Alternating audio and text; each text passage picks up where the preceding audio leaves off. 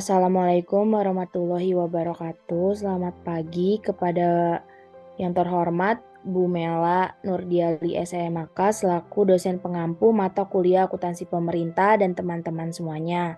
Kami dari kelompok 6 akan mempresentasikan analisis penerapan PSAP pada Kementerian Agama Kabupaten Bogor. Sebelumnya, izinkan kami untuk memperkenalkan diri terlebih dahulu. Yang pertama ada Amira Sakinata Bilahmar dengan NIM J0 314 20 12 39 dan ada saya sendiri Berliana Rosalia Rosjadi dengan NIM J0 314 20 12 88. Ada rekan saya Bingar Novia Madani dengan NIM J0 314 20 2305 dan Debilia Karisa dengan NIM J0 314 20 2333. Next, untuk materi yang pertama akan dijelaskan oleh rekan saya Bingar. Untuk Bingar dipersilakan. Baik, terima kasih moderator. Untuk yang pertama ada profil Kementerian Agama Kabupaten Bogor. Kantor Kementerian Agama Kabupaten Bogor ini didirikan sebagai salah satu upaya pemerintah untuk meningkatkan kualitas laporan keuangan kementerian negara atau lembaga. Organisasi dan tata kerja entitas diatur dengan Peraturan Badan Akuntansi dan Pelaporan Keuangan Nomor 2005 BALAP 071/2012 tentang organisasi dan tata kerja instansi vertikal Badan Akuntansi dan Pelaporan Keuangan entitas berkedudukan di Komplek Pemda Jalan Besi Kabupaten Bogor. Ada beberapa unit kerja dan satuan kerja di lingkungan Kemenak ini, antara lain Madrasah Negeri serta KUK di 40 kecamatan Kabupaten Bogor.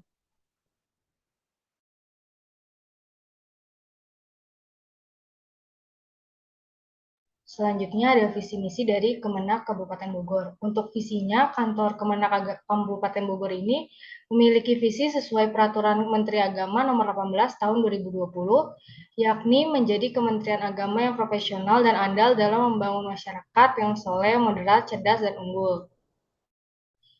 Untuk misinya, yang pertama meningkatkan kualitas kesolehan umat agama, memperkuat moderasi beragama, meningkatkan layanan keagamaan, meningkatkan layanan pendidikan yang merata, meningkatkan produktivitas daya saing pendidikan, dan memantapkan tata kelola pemerintahan yang baik.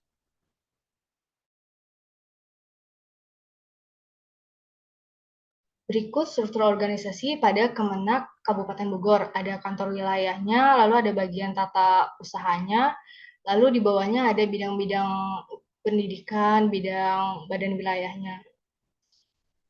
Penjelasan selanjutnya akan dijelaskan oleh rekan saya.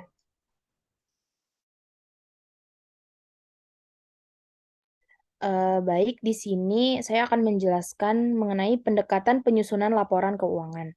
Laporan keuangan periode 31 Desember 2021 pada Sekretariat Jenderal Kantor Kementerian Agama Kabupaten Bogor dihasilkan melalui sistem akuntansi instansi atau yang disingkat SAI.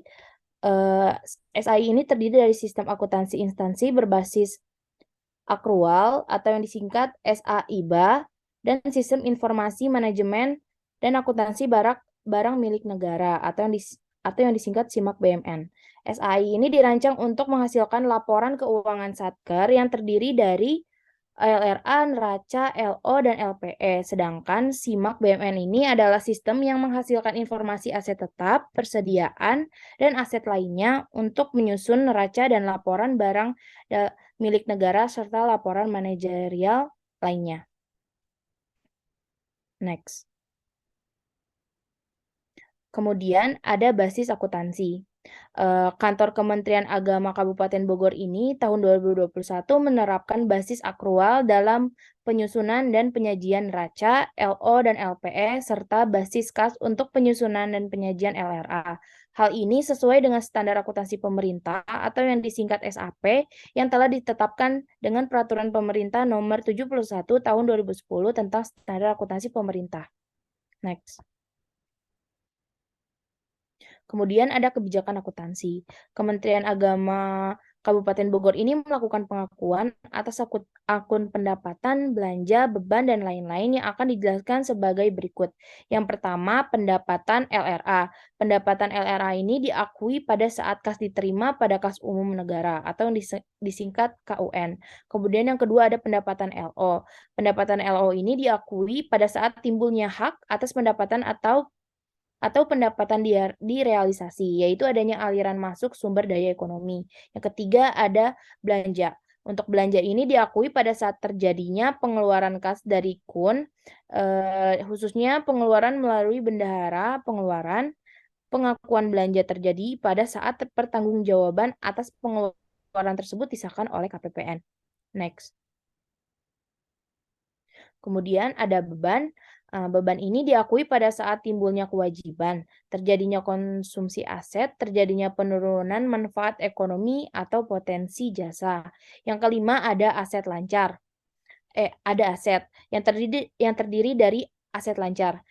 Ini termasuk kas yang disajikan di neraca dengan menggunakan nilai nominal. Kas dalam bentuk valuta asing disajikan di neraca dengan menggunakan kurs tengah BI pada tanggal neraca. Kemudian, piutang diakui apabila memenuhi kriteria sebagai berikut.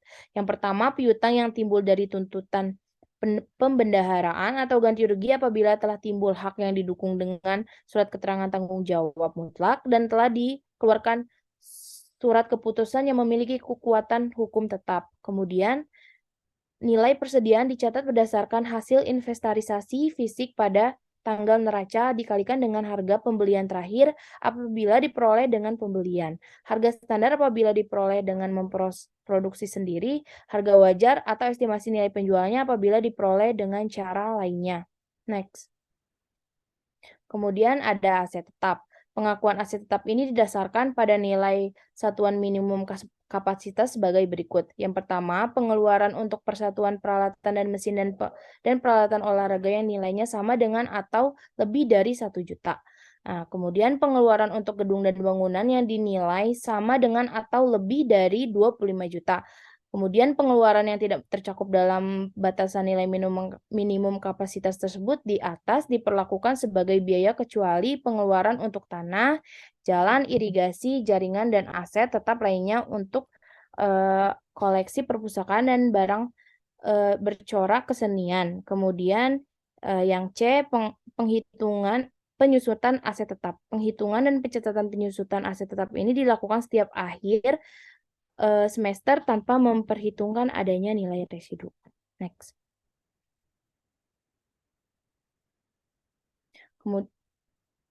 Kemudian piutang jangka panjang. Tagihan penjualan angsuran atau yang disingkat TPA ini, tagihan tuntutan pembendaharaan atau tuntutan ganti rugi TP atau TGR dinilai berdasarkan nilai nominal dan disajikan sebesar nilai dapat direalisasikan. Kemudian yang aset lainnya, ATB ini disajikan sebesar nilai tercatat neto yaitu sebesar harga perolehan setelah dikurangi akumulasi amortisasi. Kemudian yang keenam ada kewajiban. Kewajiban ini dicatat sebesar nilai nominal, yaitu sebesar nilai kewajiban pemerintah pada saat pertama kali transaksi berlangsung. Dan yang terakhir ada ekuitas. Ekuitas ini merupakan selisih antara aset dengan kewajiban dalam satu periode. Pengungkapan lebih lanjut dari ekuitas disajikan dalam LPE. Next, untuk selanjutnya akan dijelaskan oleh rekan saya.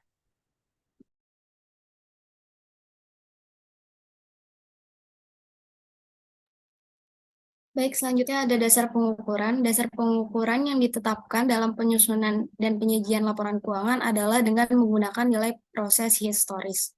Aset dicatat sebesar pengeluaran atau penggunaan sumber daya ekonomi atau sebesar nilai wajar dari imbalan yang diberikan untuk memperoleh aset tersebut. Kewajiban dicatat sebesar nilai wajar sumber daya ekonomi yang digunakan pemerintah untuk memenuhi kewajiban yang bersangkutan. Next. Selanjutnya ada penyajian laporan keuangan pada Kantor Kementerian Agama Kabupaten Bogor.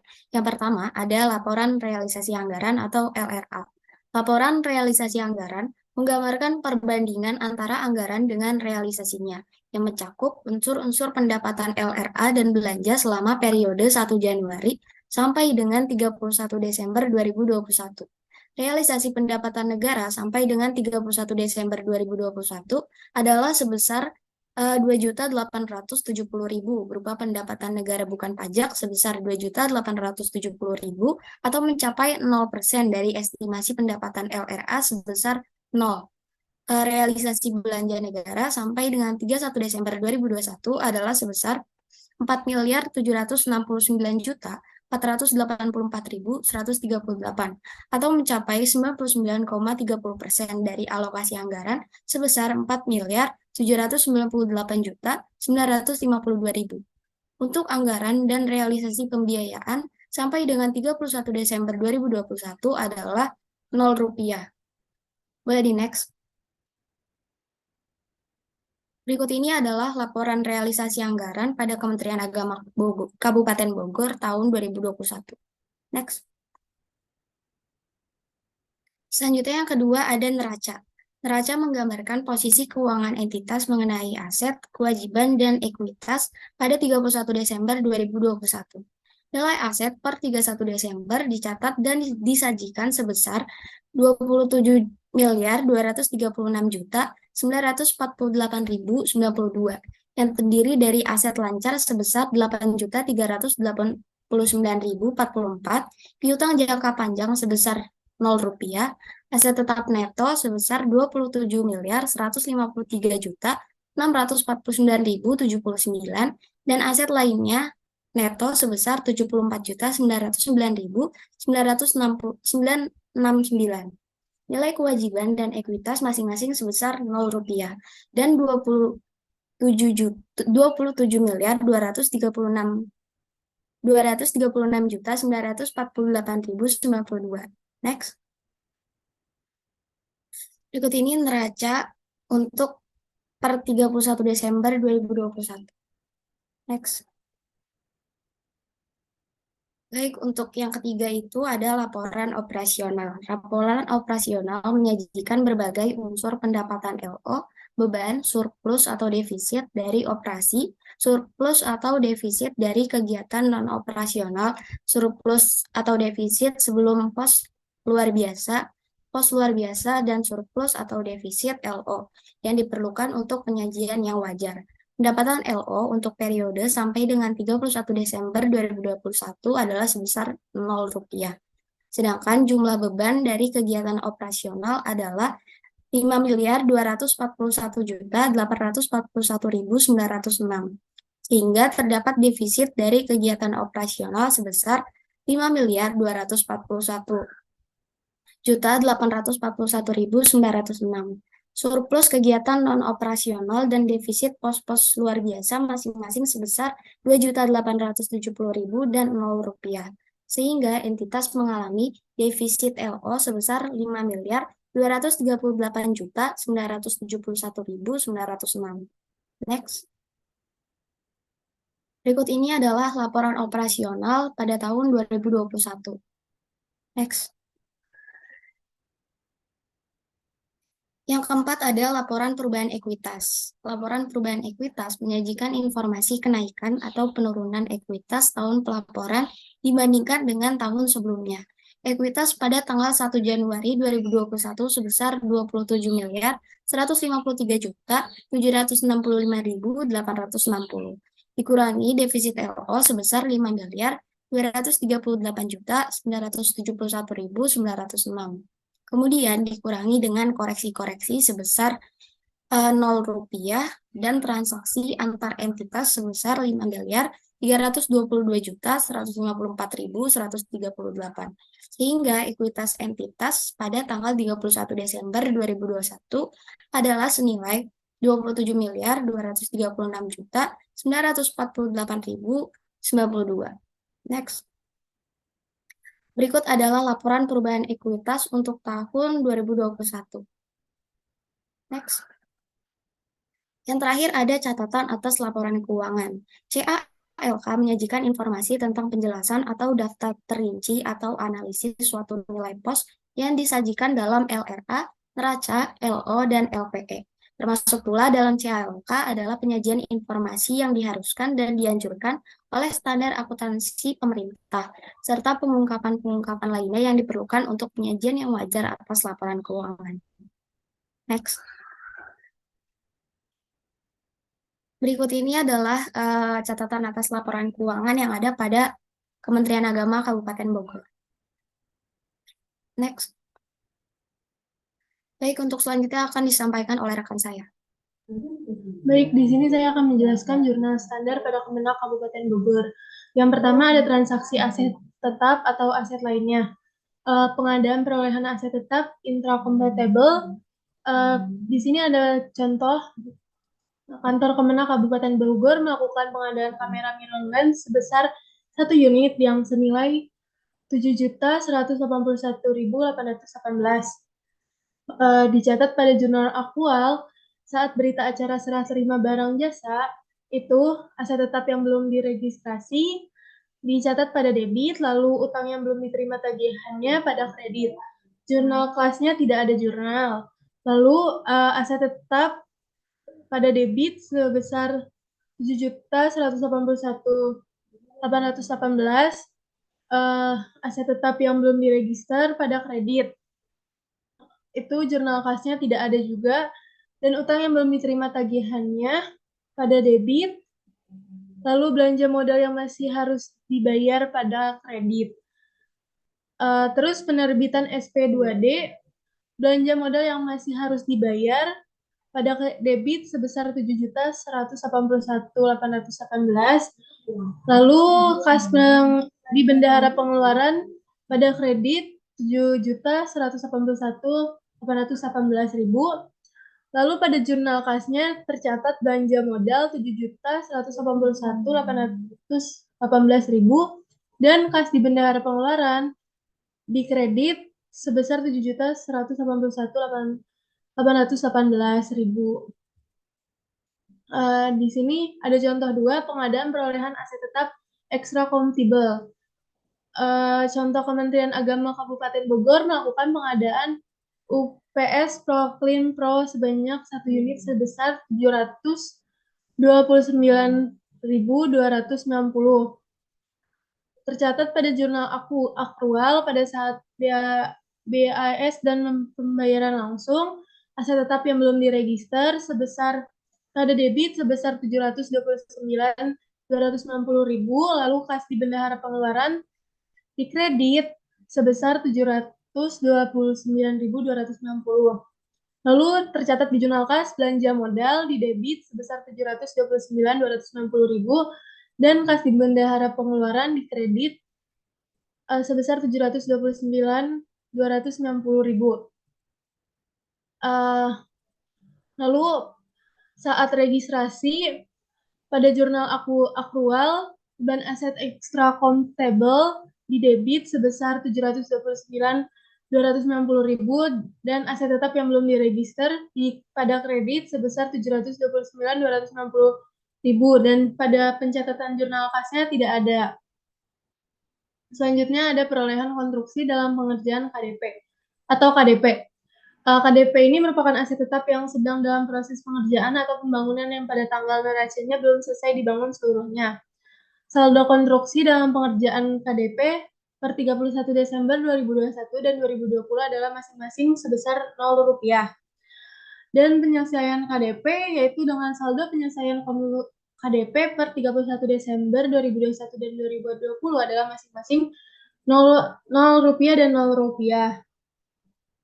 Transfer masuk aset tetap tidak ada, transfer keluar aset tetap juga tidak ada, penghentian aset tetap di penggunaannya tidak ada, dan penggunaan kembali aset tetap tidak ada. Lalu ada contoh ketiga yaitu hibah masuk aset tetap. Contohnya reklasifikasi masuk berupa tanah dari hibah pemerintah daerah Kabupaten Bogor senilai Rp555.540.000 dicatat pada jurnal aktual pada akun aset tetap yang belum diregister pada debit sebesar Rp555.540.000, lalu hibah langsung yang belum disahkan pada kredit untuk jurnal kelasnya tidak ada, Lalu adanya aset tetap pada debit dan aset tetap yang belum diregister pada kredit. Untuk jurnal kasnya tidak ada. Pada jurnal akrual, hibah langsung yang belum disahkan sebesar 500 pada debit sebesar 555.540.000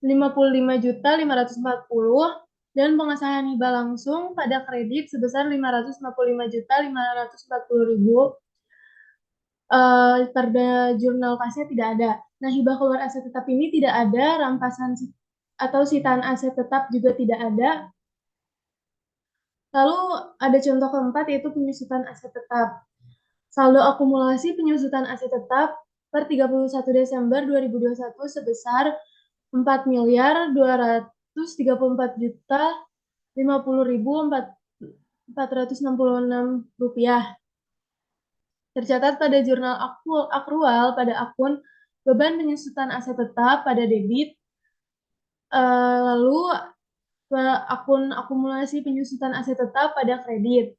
Untuk pencatatan pada jurnal kasnya tidak ada. Untuk penghapusan aset tetap ini, aset tidak dapat digunakan dalam kegiatan operasional, itu tidak ada. Aset tetap yang dinyatakan hilang juga tidak ada. Penjualan aset tetap dengan keuntungan tidak ada. Penjualan aset tetap dengan kerugian tidak ada. Lalu pada transaksi aset lainnya, yaitu aset tak berwujud.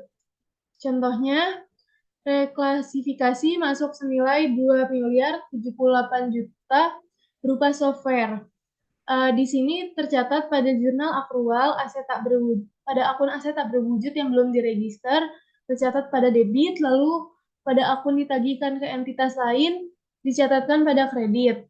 Pada jurnal kas tercatat akun belanja modal dicatat pada debit dan ditagihkan ke entitas lain pada kredit. Lalu pada jurnal akrual adanya aset tak berwujud, pencatatan pada debit dan aset tak berwujud yang belum diregister pada kredit. Pada jurnal kasnya tidak ada jurnal. Akumulasi amortisasi aset tak berwujud ini per 31 Desember 2021 sebesar 0 rupiah. Pada contoh yang lainnya, pada contoh kedua ada aset lain-lainnya. Reklasifikasi masuk dari peralatan dan mesin berupa proses penghapusan 1 unit mesin senilai 13.840.750 rupiah. Pada jurnal akrualnya tercatat pada akun aset lain-lain pada debit, lalu ada akun aset tetap pada kredit. Untuk jurnal kasnya tidak ada. Di sini terjadinya penghapusan BMN yang dihentikan berupa mobil sebanyak 1 unit senilai 150 juta ribu. Lalu maka dibuat pencatatan pada jurnal akrual, yaitu defisit ke non operasional atau penghapusan pada debit sebesar 150 juta dan aset lainnya pada kredit 150 juta. Pada jurnal kasnya tidak ada pencatatan. Nah, akumulasi amortisasi aset lainnya per 31 Desember 2021 sebesar 91.8.781 rupiah. Tercatat pada jurnal akrual, akun beban amortisasi ATB pada debit, dan akun aset tak berwujud pada kredit. Untuk jurnal kasnya tidak ada. Nah, pada contoh yang ketiga, transaksi beban atau belanja. Beban belanja yang tidak menghasilkan persediaan. Di sini ada satu contoh, dibayar belanja pegawai tahun 2021 sebesar 3.632.850.588 rupiah dengan menerbitkan SPM dan SP2D. Pada jurnal akrual, akun beban pegawai pada debit, belanja masih harus dibayar pada kredit. Untuk jurnal kasnya tidak ada pencatatan. Lalu, pada SP2D, belanja masih harus dibayar, akun belanja yang masih harus dibayar pada debit, lalu ditagihkan ke entitas lain pada kredit. Nah, jurnal kasnya ada pencatatan, yaitu belanja pegawai pada debit dan ditagihkan ke entitas lain pada kredit. Selanjutnya, beban belanja yang menghasilkan persediaan. Ini contoh yang kedua, pengadaan barang persediaan dan obat-obatan dalam rangka penanganan pandemi COVID-19 sebesar Rp14.554.275. Pada jurnal akrualnya tercatat pada akun persediaan yang belum diregister pada debit, utang yang masih harus dibayar pada kredit. Untuk jurnal kasnya tidak ada pencatatan, tidak ada jurnal. Utang yang masih lalu pada jurnal akrual, akun utang yang masih harus dibayar pada debit, belanja yang masih harus dibayar pada kredit. Jurnal kasnya tidak ada. Jurnal akrual, belanja yang masih harus dibayar pada debit ditagihkan ke entitas lain pada kredit. Nah, jurnal kasnya adanya jurnal belanja barang persediaan pada debit ditagihkan ke entitas lain pada kredit. Lalu yang terakhir, pada jurnal akrual persediaan pada debit dan persediaan yang belum diregister pada kredit. Jurnal kasnya tidak ada. Lalu contoh yang ketiga yaitu belanja modal. Melakukan pengadaan satu buah laptop Dell Inspiron 542 dengan tipe 5.402 senilai Rp16.109.091. Tercatat pada jurnal akrual, mesin dan peralatan yang belum diregister pada debit, lalu utang yang masih harus dibayar pada kredit, jurnal kasnya tidak ada. Lalu pada jurnal akrual, utang yang masih harus dibayar pada debit, belanja yang masih harus dibayar pada kredit. Untuk jurnal kasnya tidak ada. Lalu jurnal akrual, belanja yang masih harus dibayar Rp16.109.000 pada debit, ditagihkan ke entitas lain pada kredit. Lalu pada jurnal kasnya tercatat belanja barang persediaan pada debit ditagihkan ke entitas lain pada kredit. Lalu pada jurnal akrual terjadi pencatatan mesin dan peralatan pada debit dan mesin dan peralatan yang belum diregister pada kredit. Lalu transaksi persediaan itu pengadaan perolehan persediaan. Contohnya pembelian atau pengadaan belanja persediaan pada tahun 2021 senilai Rp8.389.044. Pada jurnal akrualnya, pada akun persediaan yang belum diregister pada debit, utang yang masih harus dibayar pada kredit, jurnal kasnya tidak ada. Utang yang pada jurnal akrual, utang yang masih harus dibayar pada debit, belanja yang masih harus dibayar pada kredit. Jurnal kasnya pun tidak ada. Lalu persediaan pada jurnal akrual di debit, persediaan yang belum diregister pada kredit, untuk jurnal kasnya tidak ada. Lalu pada jurnal akrual, belanja yang masih harus dibayar pada debit dan ditagihkan ke entitas lain pada kredit.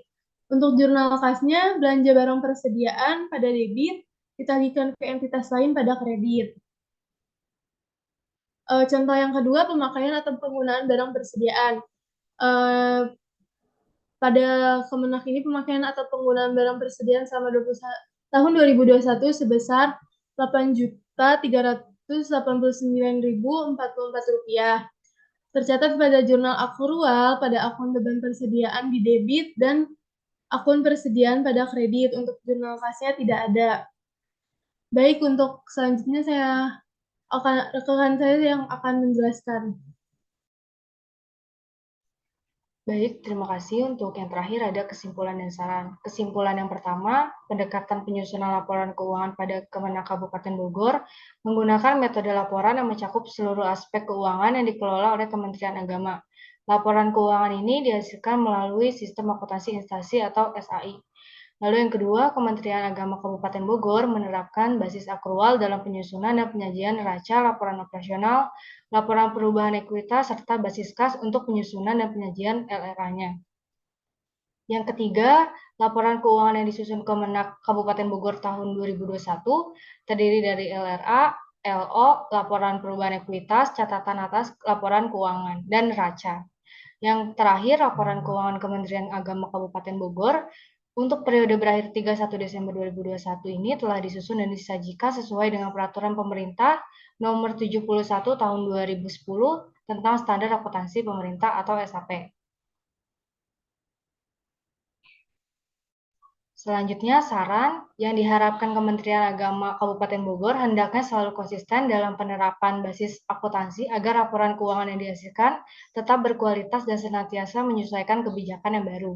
Lalu dalam pelaksanaan transparansi dan akuntabilitas perlu adanya penyempurnaan dalam segi media informasi publik karena media informasi yang ada selama ini dirasanya sangat kurang memberikan informasi yang jelas dan terbaru. Informasi yang disajikan hendaknya meliputi semua aktivitas instansi mulai dari profil sampai dengan laporan keuangan atas pelaksanaan anggaran.